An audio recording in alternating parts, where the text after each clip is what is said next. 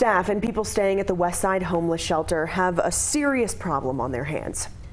Bed bugs. And some people using the shelter reached out to us today, and the shelter director confirmed the bugs are definitely a problem there.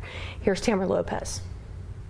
Getting back on your feet is challenging enough, but for one group of people, they're now dealing with another pest.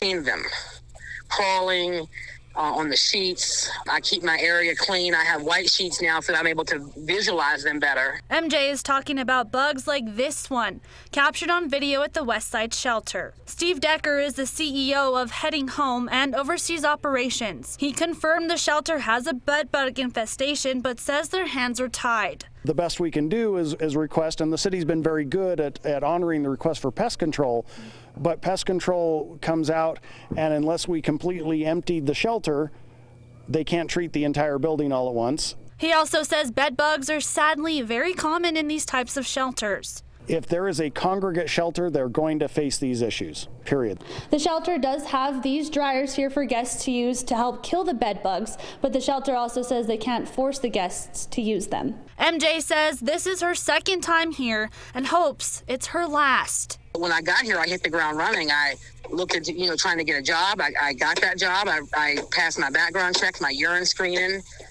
My license is in good standing, so there was nothing holding me back as far as employment. MJ just got a new job and she worries about taking the bed bugs with her to work. And lost time means lost money for her. I'm very paranoid. I have a hard time sleeping.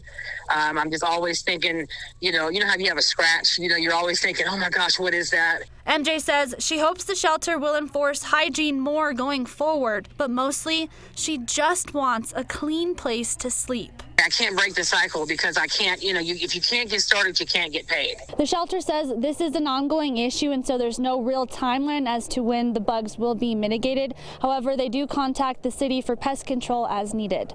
Tamara Lopez, KOB4.